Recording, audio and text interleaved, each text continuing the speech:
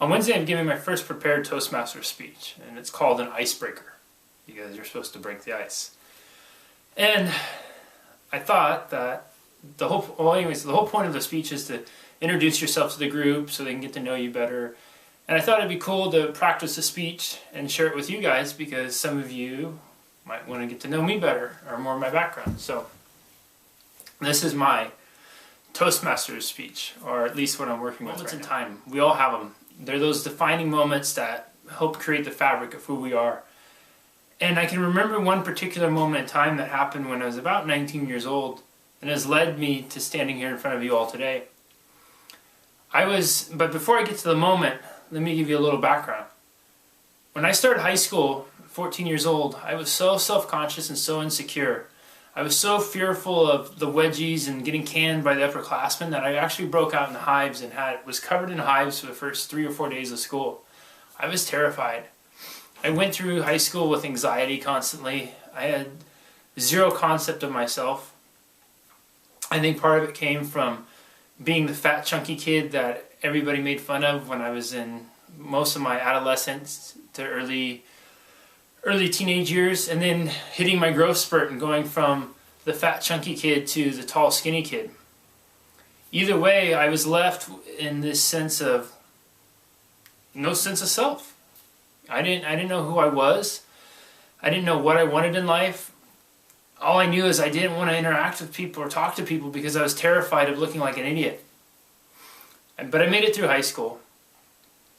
And, in high school, that insecurity kept me from doing a lot of the things that I maybe could have done.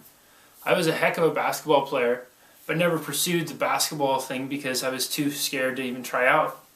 I was talented though, really talented, and instead, because I chose not to do that for my own fear, I spent the entire year, actually not the entire year, but the entire 4 years hearing people saying, "Jesse, why didn't you play?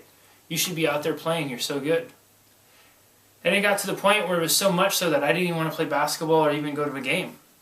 And so you fast forward now to college, 18 years old, and the insecurity, the fear that follows me. I came from a small town where at least most of the people who I knew I'd grown up with, and all of a sudden now I'm having to meet new people. I don't have that skill. I couldn't even shake somebody's hand, I'd get so scared. I can actually remember one time, where I was sitting in my Psych 1 class, and this girl in front of me turns around to ask me a question about the homework. And I got so scared, turned such bright red in the face, broke out in a full sweat. I didn't know what to do. And I thought to myself, trying to think of using my coolest voice possible to give her the answer. But that was typical, I didn't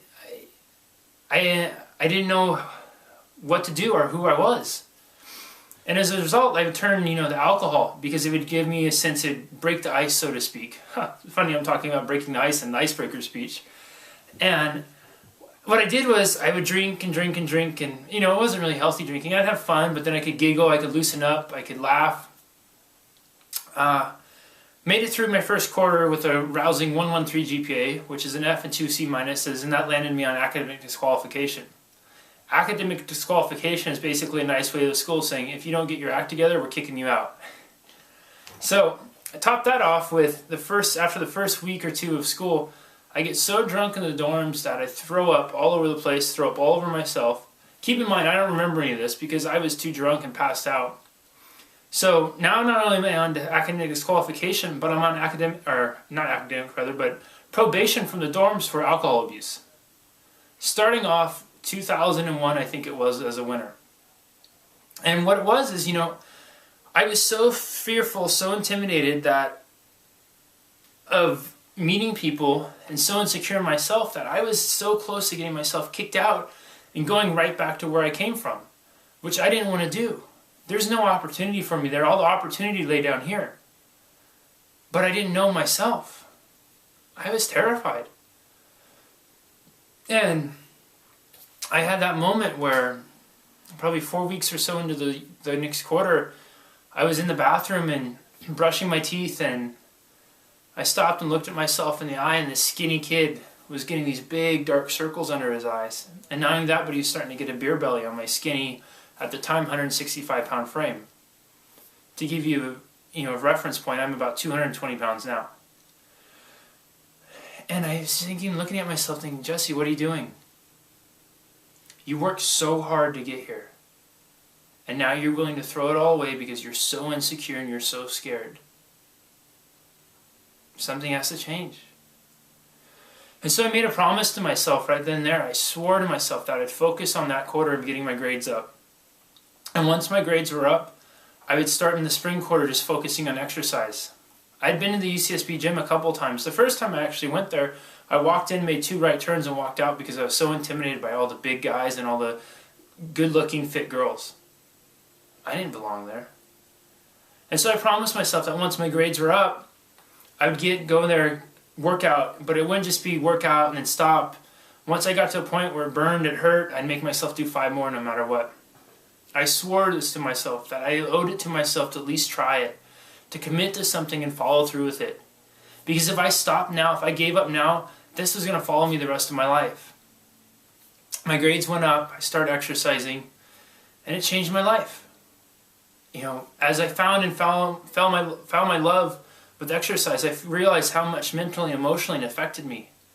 I gained self-confidence. I started to have self-esteem. I was able to have people talk to me and not break out in a full sweat. I was even able to flirt with girls for the first time in my life. You know, at this point I'm in my early 20s. And I realized, God, wouldn't it be great to be able to share this with people? Not necessarily my flirting tricks, but you know, what I learned about how much exercise and being healthy and fit can impact your mental and emotional state. How it can change the way you feel about yourself. So I started doing training, personal training.